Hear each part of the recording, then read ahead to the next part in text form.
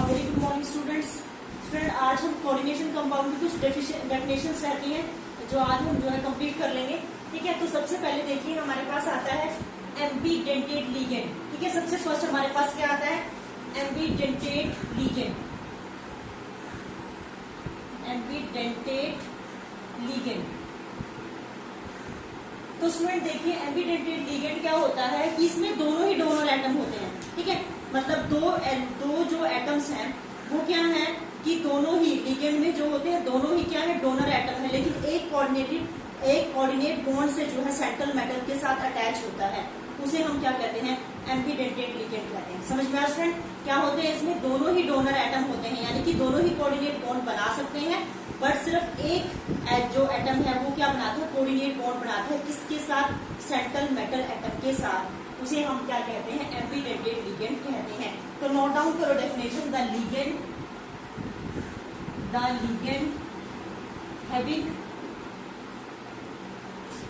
two or more donor atoms। ठीक है, कितने डोनर एटम होते हैं? दो भी हो सकते हैं और दो से ज्यादा भी हो सकते हैं, बट इन कॉम्प्लेक्स फॉर्मेशन। लेकिन जब कॉम्प्लेक्स कंपाउंड बनता है, only one of them is coordinated. Only one of them is coordinated to the central metal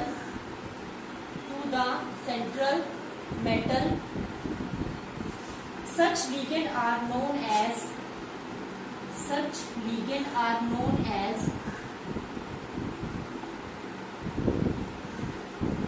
एम्बीडेंटेड ligand. इन्हें हम क्या कहते हैं? एम्बीडेंटेड लिगेंड कहते हैं। फॉर एग्जाम्पल देखिए स्टूडेंट, आपको अच्छे से क्लियर हो जाएगा एग्जाम्पल से। अब देखो अगर साइनाइड है CN, जिसको हम क्या कहते हैं? CN। अब देखो ये कार्बन, आपको पता है कि कार्बन के पास 4 इलेक्ट्रॉन होते हैं, तो 2 से तो इसने कोऑर्डिनेट बॉन्ड बना दिया और 2 से यहाँ क्या बन गया? डबल बॉन्ड की फॉर्मेशन हुई। तो इसका मतलब क्या है कि इसके पास ऑलरेडी जो है 2 इलेक्ट्रॉन है, जिससे ये क्या बना सकता है?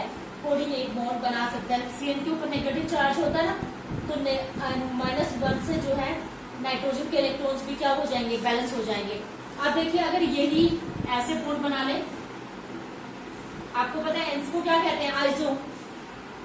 आइसोसाइनाइड कहते हैं। क्या कहते हैं? अब यहाँ पर नाइट्रोजन जो है वो कोऑर्डिनेट बॉन्ड से इसके साथ अटैच है और कार्बन जो है नाइट्रोजन के साथ अटैच है, यानी कि यहाँ पर कार्बन जो है वो कोऑर्डिनेट बॉन्ड की फॉर्मेशन करता है, उधर क्या करता है? नाइट्रोजन जो है वो कोऑर्डिनेट बॉन्ड। और एग्जांपल देख लीजिए, जैसे NO2 ग्रुप है। अब यहाँ पर ये जो है एक कोऑर्डिनेट बॉन्ड की फॉर्मेशन करता है इसके साथ, मेटल के साथ। ठीक है, अब ये उल्टा भी हो सकता है, ऑक्सीजन भी बना सकता है।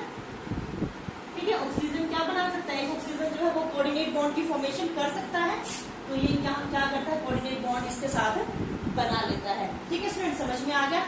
इसको नाइट्रो ग्रुप यहाँ पर कहते हैं, उसको नाइट्रीटो कहते हैं। क्या कहते हैं? नाइट्रीटो।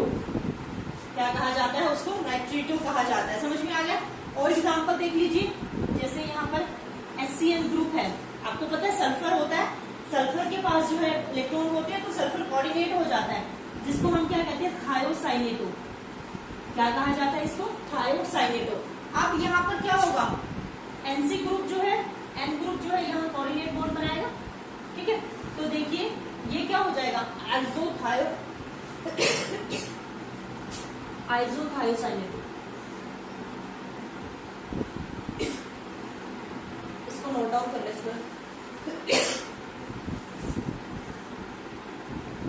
ये स्टूडेंट नेक्स्ट हमारे पास आता है होमोलैक्टिक कॉम्प्लेक्स। ठीक है, क्या आता है? होमोलैक्टिक कॉम्प्लेक्स। होमोलैक्टिक कॉम्प्लेक्स क्या होते हैं? जिसमें सेंट्रल मेटल एटम जो है एक ही टाइप के लिगेंड से अटैच होता है। क्या होते हैं? होमोलैक्टिक कॉम्प्लेक्स क्या होते हैं? जिसमें सेंट्रल मेटल एटम जो है एक ही टाइप के लिगेंड से क्या रहता है? अटैच होता है। तो देखिए अब हमारे पास फॉर एग्जाम्पल देखो CONH3 6। ठीक है, CONH3 6 फ्री पॉजिटिव चार्ज है, तो यहाँ पर जो अमोनिया है वो एक ही टाइप का लिगेंड है, ठीक है। यानी कि कोबाल्ट जो है, कोबाल्ट क्या है यहाँ पर, central metal atom, central metal, और NH3 क्या है, दैट इज अमोनिया, क्या है, अमोनिया कहते हैं हम इसको, और ये क्या है यहाँ पर लिगेंड है, ठीक है। और एक ही टाइप का लिगेंड है, ठीक है, क्या है, एक ही टाइप। और यहाँ पर कोबाल्ट क्या है, ये इसको हम क्या कहते हैं, सेंट्रल मेटल एटम कोबाल्ट, ये हमारे पास कोबाल्ट है। तो होमोलैक्टिक में और एग्जांपल देख लीजिए, जैसे निकल है CO4, इसमें भी जो है कार्बोनिल जो है वो क्या है, एक ही टाइप का लिगेंड है, सिर्फ कार्बोनिल ही लिगेंड है, और निकल जो है वो सेंट्रल मेटल एटम है। और एग्जांपल देखो, जैसे हमारे पास है, और एग्जांपल हम ले सकते हैं Fe CN6 4 नेगेटिव, ठीक है। अब यहाँ पर भी क्या है स्टूडेंट, देखो साइनाइड जो है वो एक ही लिगेंड है, यानी कि होमोलैक्टिक का कंसेप्ट क्लियर हो गया सबको। होमोलैक्टिक जो है कौन से कॉम्प्लेक्स हैं, these are the complexes in which central atom is attached only one type of ligand. तो स्टूडेंट राइट डाउन कर लो इसकी डेफिनेशन, तो लिखिए complexes in which central metal is attached only one type of ligand,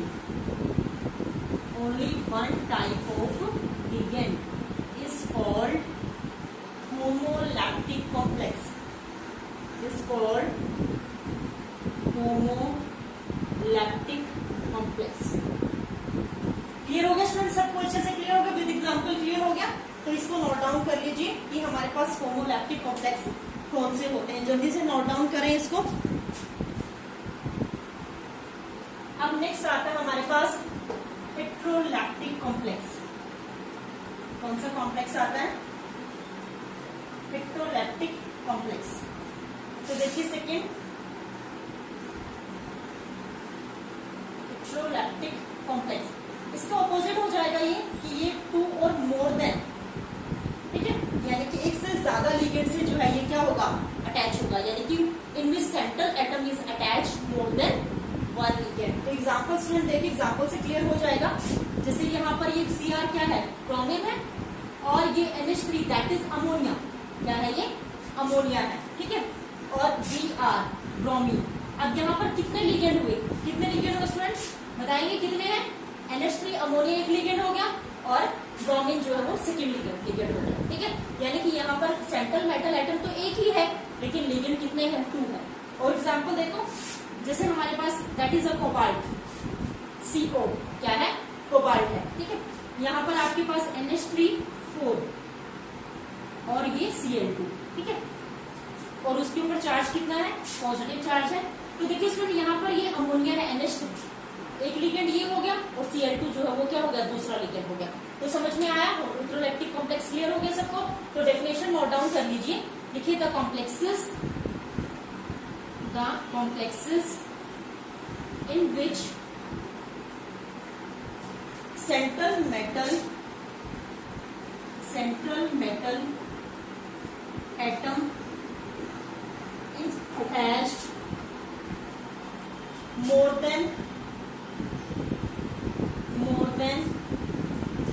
one kind of ligand,